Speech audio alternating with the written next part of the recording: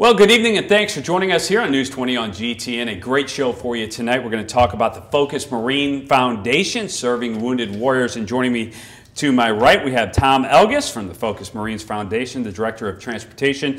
And to your right, we have Ted Kretzmar, the Vice President of Development. Glad you guys could join us here tonight. We appreciate it. Thank you for having us. As we've talked off camera leading into this interview, I think the audience is going to find this amazing. There's so much that goes on behind the scenes that the average individual like myself has no idea that's happening in this country. But an organization like you with the Focus Marines, and Tom, we'll start with you. Tell us a little bit about what you do on a daily basis to support the military coming back. Well, during our sessions, I mean, it's the first 3 days, our mission is to help them make the transition from military life back to civilian life, which is, it sometimes can be their next battlefield because they have difficulty with their issues, with their medications and stuff like that. So the first part of our program is about who are they? They're not the same person they were when they left. Who do they want to be? And more importantly, how did they get there? And that portion is very important to get them to realize, to get a different perspective on life itself, their new life now. And so we try to give them guidance through that. And then the last 2 days are powerful because we're all businessmen, and like I said, these young men joined, young men and women joined maybe when they were 18, never filled out an interview, never did a job interview. So we go after that very strongly, but we also touch on relationships. We do not cure PTSD or survivor's guilt or traumatic brain injury. We try to help them cope with those situations and move forward in their life. And Ted, this is an organization where you bring the individuals here and they're involved in basically a camp type situation where they're here for a short period of time and you work with them. And it's a multitude of individuals from maybe across the country that are brought into the area. That's correct. We bring them in from coast to coast. We even had a Marine from Hawaii we brought in. We pay for everything. They pay nothing. We are totally privately funded. We rely on events just like is coming up, the Harvest Festival. That's where our funds come from. When you look at situations like this, us as individuals, we see this on the news, we see this in the movies, we see it portrayed on TV shows. We see this, we go home. We don't really think about it more than that. These individuals are over there for sometimes long periods of time. It becomes their lives. It's real. And that transition back to what we call a normal life is something we really can't, I don't think, comprehend. Walk us through what this camp does and the effects that it has on these individuals. Certainly. They arrive on a Saturday. They go home the following Saturday. Our first day, Sunday, is just a day of relaxation, some various competitions, fun things we do so they get to know each other. Although when Marines get together, even though they don't know each other, it takes about 5 minutes and they're brothers in arms. So Sunday is a day we just relax and get to know each other. We start our class on Monday. The first part of the week, the first 3 days, has to do with their mindset, a transition in their mindset about themselves. Many feel very down on themselves. They wanted to stay in the Marine Corps for a career. They were forced to get out because of their injury, and they've come home. They've tried to find employment. They've not been successful there, and they retreat to their apartment. It's like a bunker for them. They stay there. They're isolated. They don't want to come out. Well, our first 3 days is involved with transitioning their mindset so they have a positive mindset about themselves. They're able to handle some of the stories that they had buried down inside of them for years. They're able to share those with one another. And when they start talking about their stories with somebody else who understands them, another veteran who's been through the combat they've been through, that starts helping them with their recovery.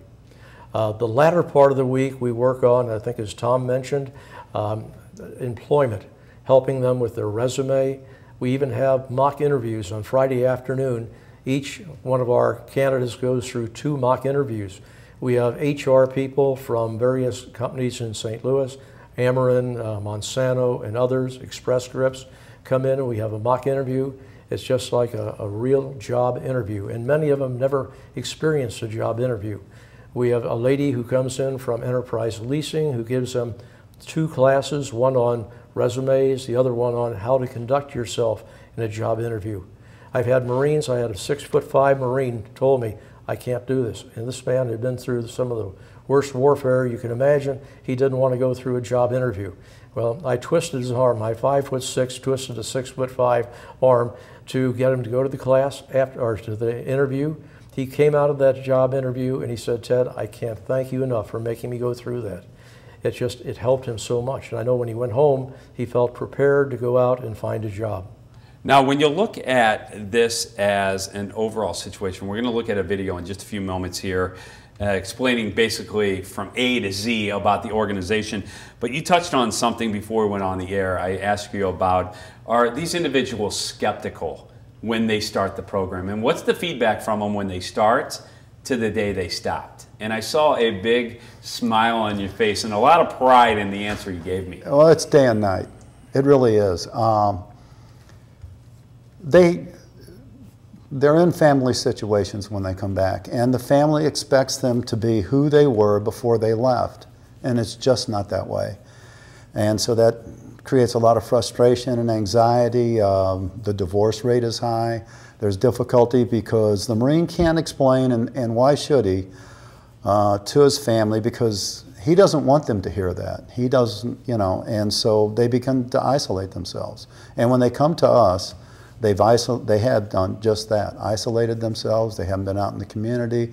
The wife has walked with the child, or the parents don't understand them and everything else. So they're in a difficult position. And so when they come to us, being Marines, they have a fierce pride anyway, which they cover up with silence a lot of times, or you can't guess what's on their mind or what's in their heart. And it's almost watching human beings, a crust break off of them, and they bloom in this program. I mean, it's helped. We have team leaders from Vietnam. We have tweeners between wars. We have team leaders from all different ages. There's 90 people in this organization running around, 140 volunteers trying to get everything done. And the focus is directly on each Marine in each chair in there, and it pays off. Because by the end of the week, we've seen them, and this is a large statement to make, we've had them come with a plan for suicide, and we've changed that. That to me is the most remarkable thing we do, but overall, they are actually, I don't want to say they're a different person, I think they are more back to the original person that they were. We have had a wife just simply write a beautiful note to us about, thank you for giving my Marine back, thank you for giving my husband back. Now we can sit and talk at this table all day long about everything involved with the organization, but let's go ahead and take a look at a video that was made by the organization that really explains from A to Z what it's all about. Let's take a look.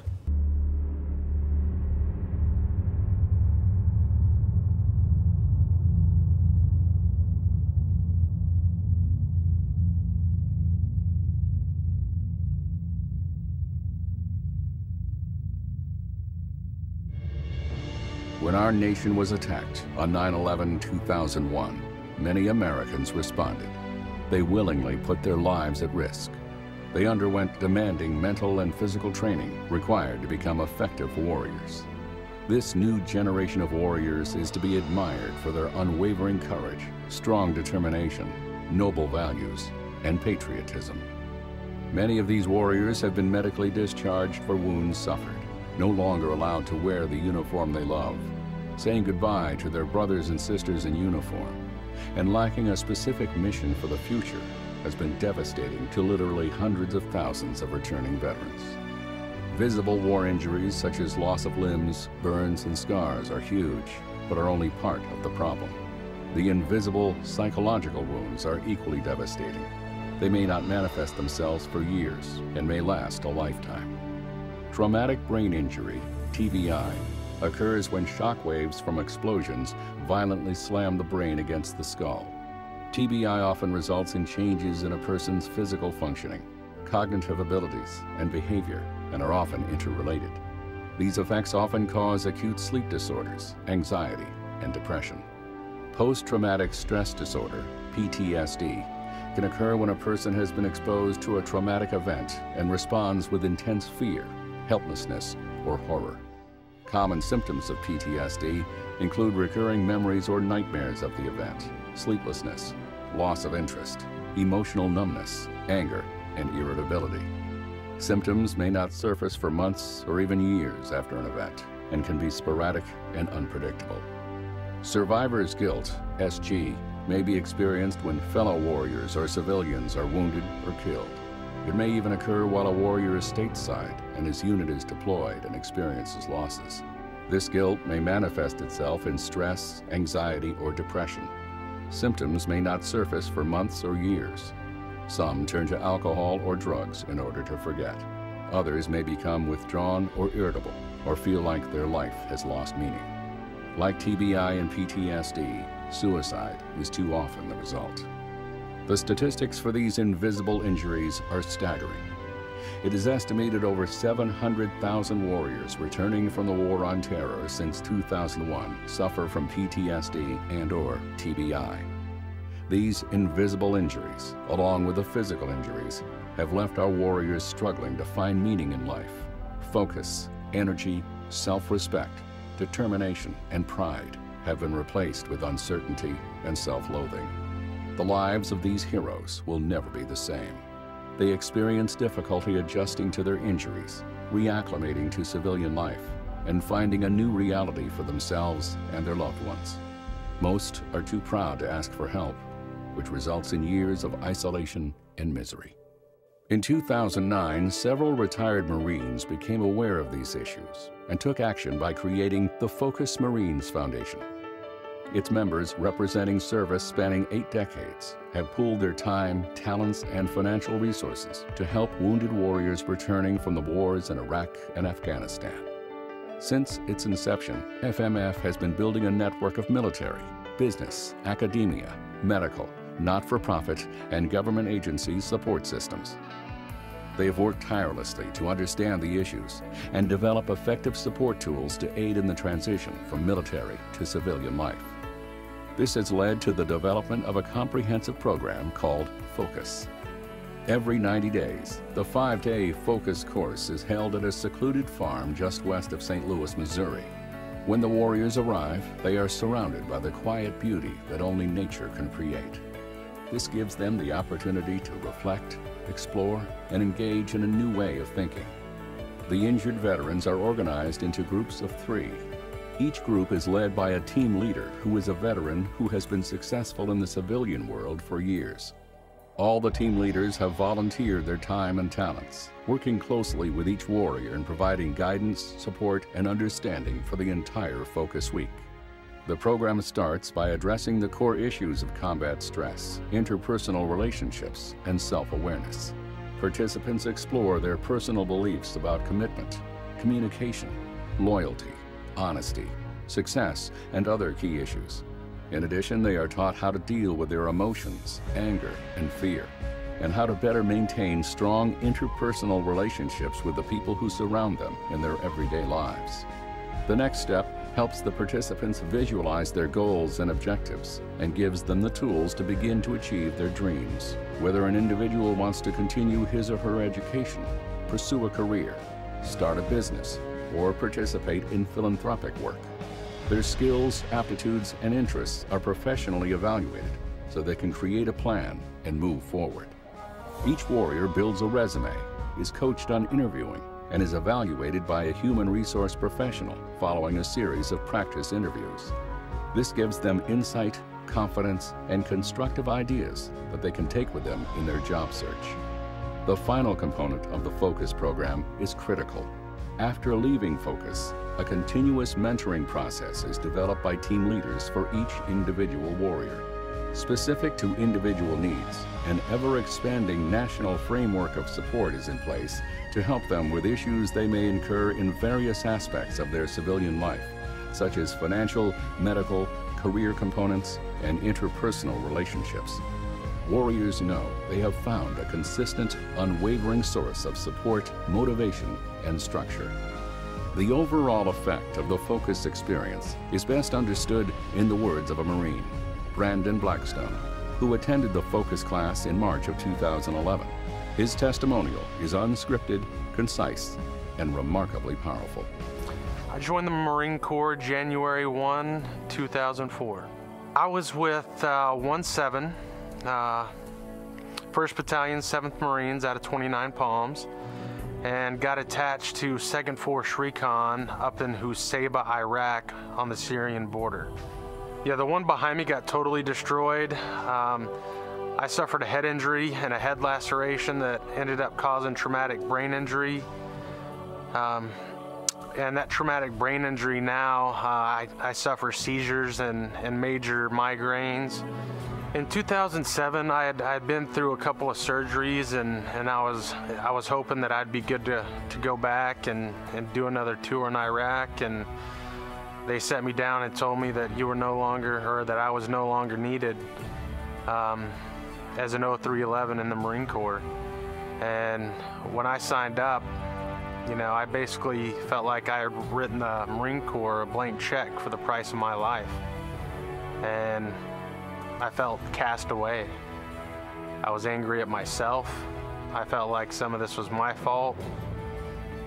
Wondered why I was still here when others weren't. I was confused, didn't know how to adjust to the outside world, and I locked myself in my house and never came out. When I finally got back from Germany and they assessed all my injuries, I ended up having TBI. They diagnosed me with post-traumatic stress disorder, which is something I did not want to hear. I did not want to hear that I had disabilities. You know, that was something for other people. That wasn't for me. And that hurt a lot. And I got diagnosed with major depressive disorder. I was diagnosed with insomnia. I couldn't sleep for long periods at a time. With all my disabilities, the TBI, the PTSD, anxiety disorder, the loss of hearing, the knee and ankle injuries, I ended up 100% disabled and unemployable due to my mental state and the injuries that I sustained. I was still pretty bad off, and I got a phone call from my disc.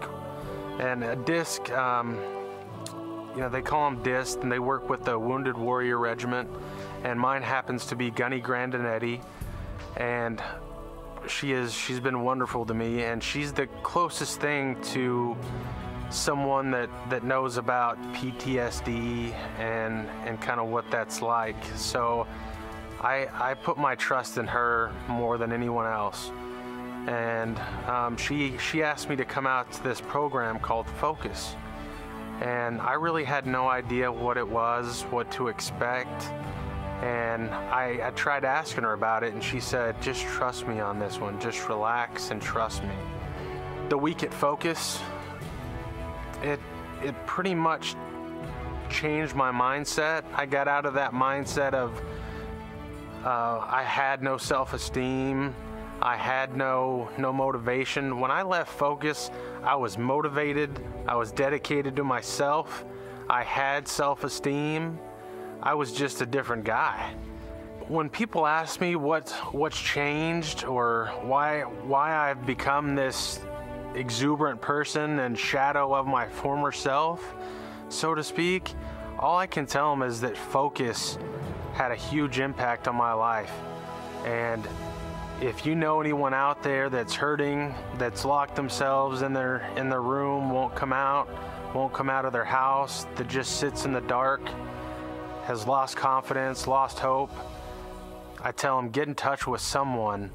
Their disc, the Wounded Warrior Regiment, look Focus up on the internet. Just find a way to get to that program. It saved my life.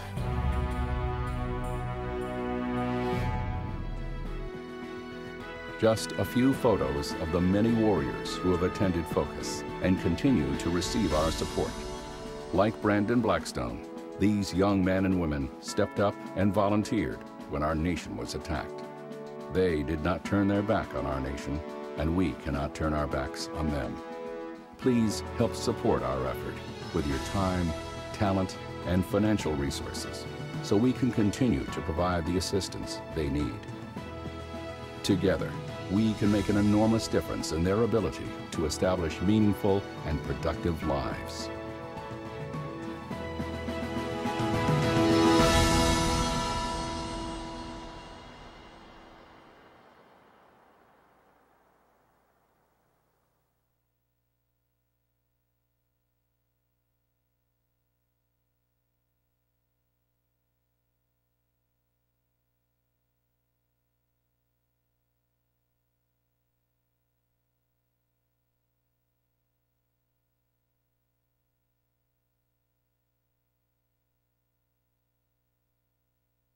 As you can see, a tremendous organization here, and one thing we want to touch on is that after they complete this class, they still go back to the place where they came from and were having difficulty in the beginning. Right. What kind of tools are they given to deal with that? Well, we understand that. They're going back to the same environment that they came from.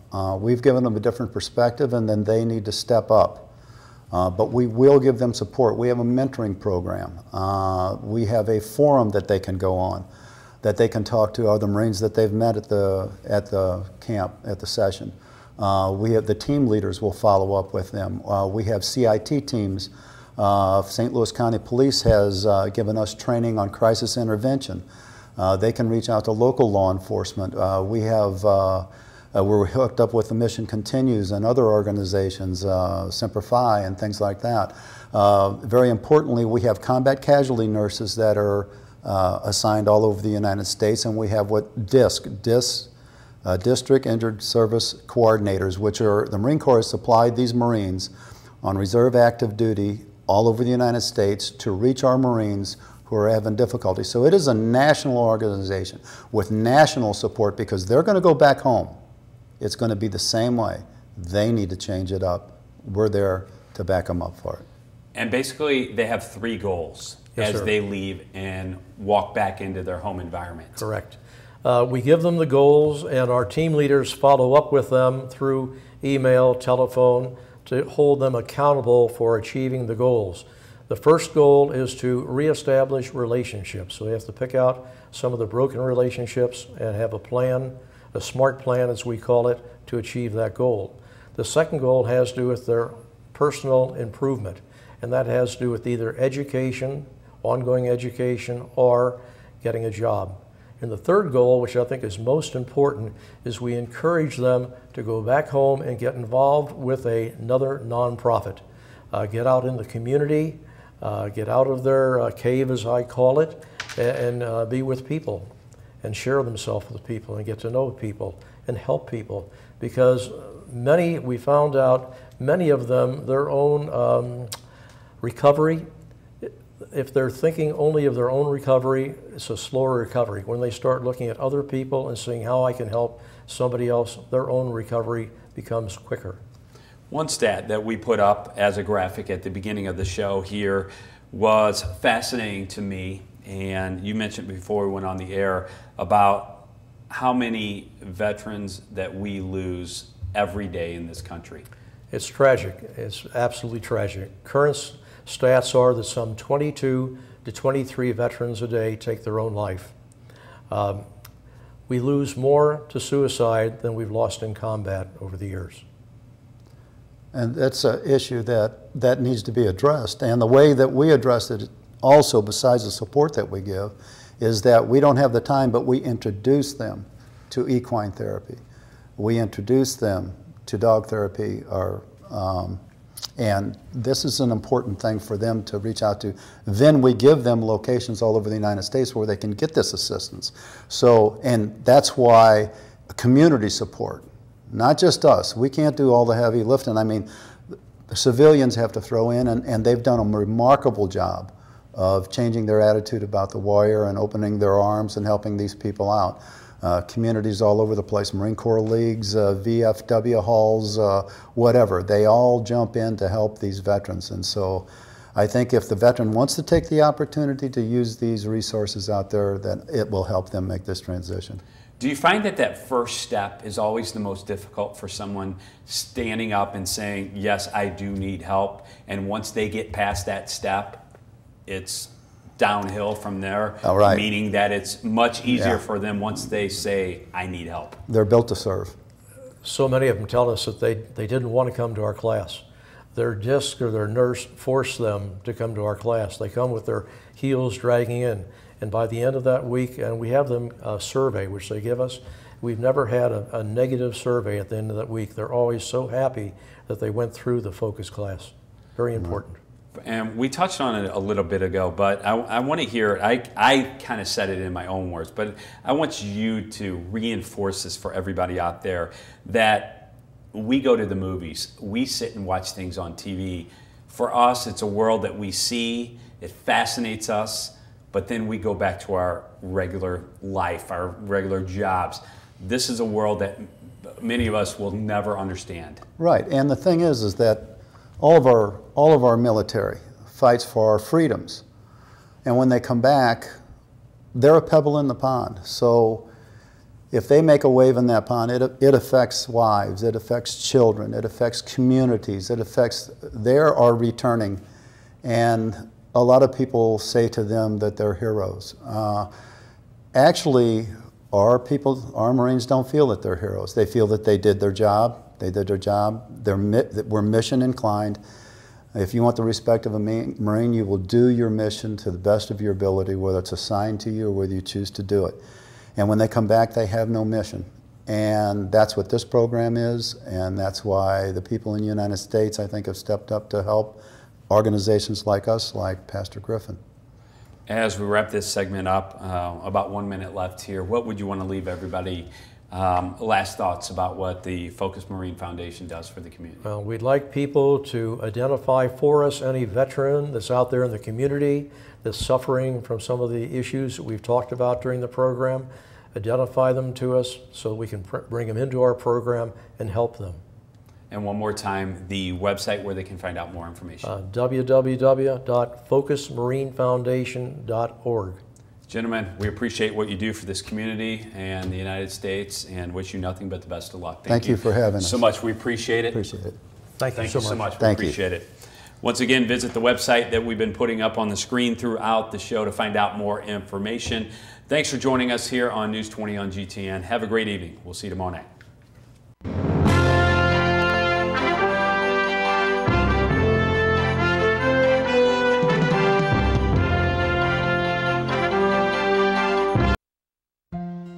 After a car accident, Linda Davis needed CPR. Bill Hamilton needed temporary shelter when a fire destroyed his home. During an operation, Haley Reynolds needed a blood transfusion.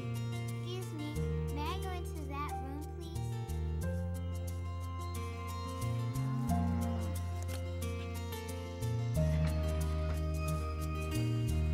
Next year, revenue growth again will be a focus of top priority.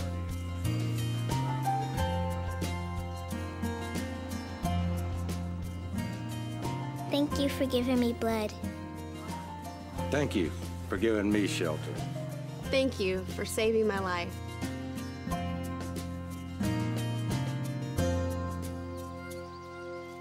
Support the Red Cross and change a life, starting with your own. Every one of us knows someone who has been affected by cancer. More than 1.5 million Americans will be diagnosed with cancer this year alone. Each one of them faces new challenges and decisions. I'm Patrick Dempsey, and I know firsthand how dealing with cancer can impact someone's life. My mother is a 2-time ovarian cancer survivor. Our entire family rallied together to support her. One person alone does not beat cancer. That is why I support Breakaway from Cancer, an initiative created to raise awareness about free services and programs for people affected by cancer. Breakaway from Cancer supports the services of 2 nonprofit organizations, the Wellness Community and the National Coalition for Cancer Survivorship, making support, education, and hope available to everyone. These organizations promote quality care and help those touched by cancer take an active role in their recovery and get them the tools they need to live well with and beyond the disease. Don't go through this alone. Visit breakawayfromcancer.com and connect to a variety of free services and programs.